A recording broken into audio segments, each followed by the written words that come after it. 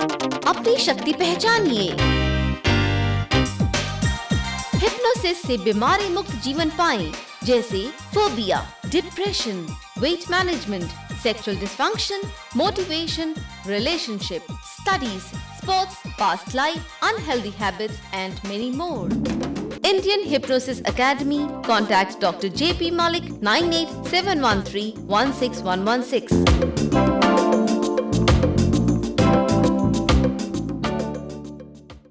नमस्कार, कार्यक्रम hypnosis and health में आप सभी का स्वागत है।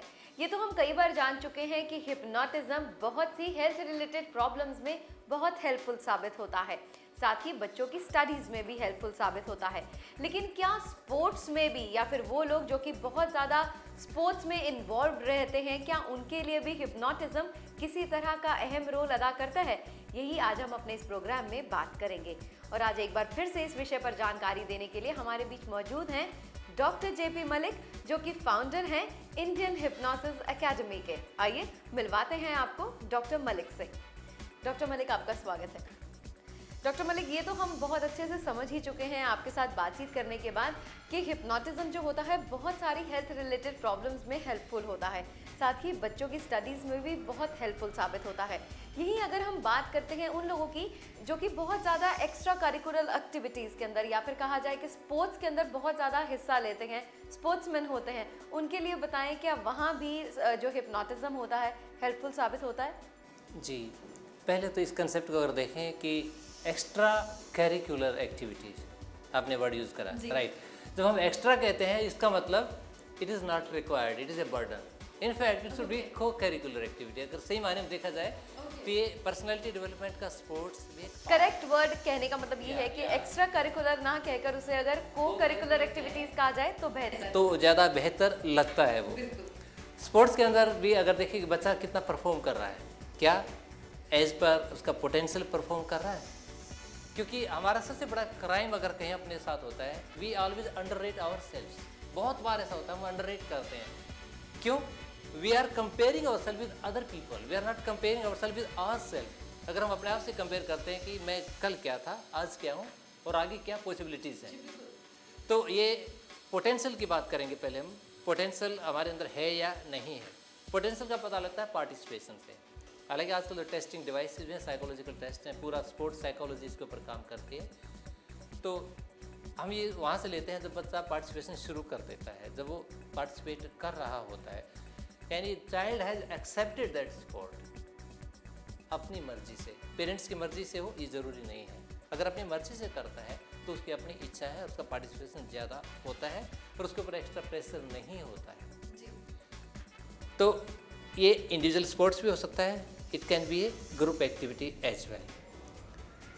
इसमें पहली चीज़ है प्रिपरेशन फॉर द स्पोर्ट, दूसरा परफॉर्मेंस ऑफ द स्पोर्ट, दो चीज़ हो गए।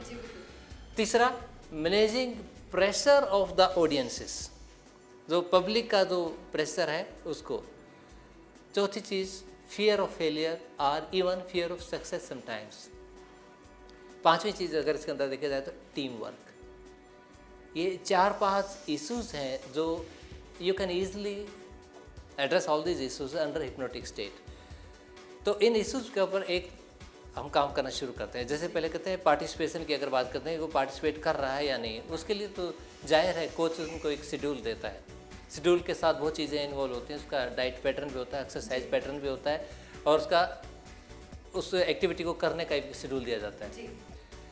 तो उसकी फॉलोअप आप कर सकते हैं with the coach, so that the child और द यंग मैन, क्योंकि जवान पे भी लागू होता है, ये जरूर नहीं कि बच्चों पे हो। आजकल सब इंटरनेशनल टीम्स हैं, they are all keeping psychologist, वो सारा हिप्नोथेरेपी की मदद लेते हैं और उसको बूस्ट अप करते हैं, परफॉर्मेंस उससे बढ़ता है। तो जब पार्टिसिपेशन हो जाता है तो दूसरी चीज़ होती है कि पार्टिसिपेट करना शुरू हो गया, तो उसमें टाइमिंग की बात है, किस टाइमिंग पे उसने क्या करना है। तो टाइमिंग को you can improve the timing of the person. जैसे टेबल टेनिस खेलता है, इवन कबड्डी खेलता है, क्रिकेट खेलता है, फुटबॉल, बास्केटबॉल, इन सभी में एक टाइमिंग की इम्पोर्टेंस होती है। तो टाइमिंग को you can improve by programming that in the mind, तो that can be facilitated under hypnosis. उसके बाद जब वो स्पोर्ट के लिए फील्ड में जाता है, फील्ड में समटाइम्स द पर्सन इज अकेला जब करता है, लेकिन कई बार टीम भी होती है। तो टीम में है तो you are to work as a member of the team to facilitate performance of other participant as well. तो ये आप हिप्नोड्रामा करके हम लोग इसको करते हैं। जब हिप्नोड्रामा क्रिएट करते हैं उसके अंदर सारे पार्टिसिपेंट्स जो होते हैं उनके लिए प्रोग्राम इकट्ठा करा जाता है, और जो भी टीम मेंबर होते हैं इकट्ठा भी और अकेला भी दोनों ढंग से इसको हम प्रोग्राम करते हैं। और प्रोग्राम के अंदर उनका जो आपस में टीम वर्क है वो फैसिलिटेट करने के लिए प्रोग्रामिंग दी जाती है ताकि वो फैसिलिटेट हो। और ऑडियंसेस का जो प्रेशर आता है, क्योंकि पीपल आर विल एक्सपेक्ट, चाहे एक्सपेक्ट करें ना करें, but we think that people are expecting something from me as a player, कि मैं एक हिंदुस्तान का खिलाड़ी हूँ या फलाने कॉलेज का फलाने स्कूल का खिलाड़ी हूँ। तो उससे रिलेटेड जो भी है, चाहे मैनेजमेंट है, चाहे उससे रिलेटेड पेरेंट्स हैं या पार्टिसिपेंट दूसरे हैं, वो मुझसे एक्सपेक्ट करते हैं कि आई शुड परफॉर्म। तो एक प्रेशर हो जाता है। When that pressure becomes anxiety, थोड़ा सा एंग्जाइटी हो तो दैट्स ओके, थोड़ा एंग्जाइटी होते हैं वो मोटिवेशन देती है। लेकिन जब एंग्जाइटी एज ए बैरियर बन जाती है तो परफॉर्मेंस को हिंडर करती है। तो उसको एंग्जाइटी को हम रिड्यूस करेंगे प्रोग्रामिंग करके हिप्नोटिक स्टेट के अंदर। एंग्जाइटी रिजॉल्व हो जाएगी ताकि जब फील्ड में जाता है बंदा तो performs as per his capabilities. जो नेचुरल कहते हैं ना, वो खिलाड़ी तो नेचुरल गेम खेलता है, फलाना फुटबॉल का खिलाड़ी नेचुरल गेम खेलता है, ऐसे हम बोलते हैं। तो नेचुरल का मतलब है कि वो प्रेशर को मैनेज कर पा रहा है, ऑडियंसेस के प्रेशर को मेंटेन कर पा रहा है। और साथ में fear of failure and fear of successes, ये दो चीज़ भी बड़ी इंपॉर्टेंट है। फियर ऑफ फेलियर के अंदर तो वो डरता है कि मैं फेल ना हो जाऊँ, मैं फेल ना हो जाऊँ। तो उसका फोकस कहाँ चला गया? परफॉर्मेंस के बजाय वो सोचता है मैं फेल ना हो जाऊँ। बार बार हाँ माइंड में रिपीट क्या हो रहा है? Fail fail fail fail fail. Mind को रिमाइंड तो फेल करा रहे हो ना, कहीं मैं फेल ना हो जाए। तो माइंड एक्सेप्ट कर रहा वर्ड फेलियर, न कि सक्सेस। तो उसका फेलियर का प्रेशर हमारे माइंड के ऊपर, खिलाड़ी के ऊपर हो जाता है, उससे भी परफॉर्मेंस को वो हिंडर करता है। और इवन कई बार सक्सेस का भी एक बड़ा प्रेशर होता है। अगर सक्सेस, फियर ऑफ सक्सेस जिसे कहते हैं, अगर मैं सक्सेसफुल हो गया तो मुझे भाई इंटरव्यू देना पड़ेगा, सक्सेसफुल हो गया तो लोग मुझे मिलने के लिए आएंगे, मेरा लाइफ स्टाइल जो है वो डिस्टर्ब हो जाए, प्राइवेसी ख़त्म हो जाएगी। कुछ लोगों में ये ख्यालात होते हैं, उसकी बेसिस से भी वो एक फेलियर बन के आपकी परफॉर्मेंस के ऊपर एक बैरियर बन जाता है। तो उस बैरियर को भी आप एंग्जाइटी को मैनेज करके by doing some program under hypnosis you can tackle that very easily. और साथ में फिर फील्ड का जो ग्रुप एक्टिविटी है, एक दूसरे का जो फैसिलिटेट करना है परफॉर्मेंस का, that also you can do under hypnosis. यानी कि टीम वर्क को भी आप फैसिलिटेट कर सकते हैं।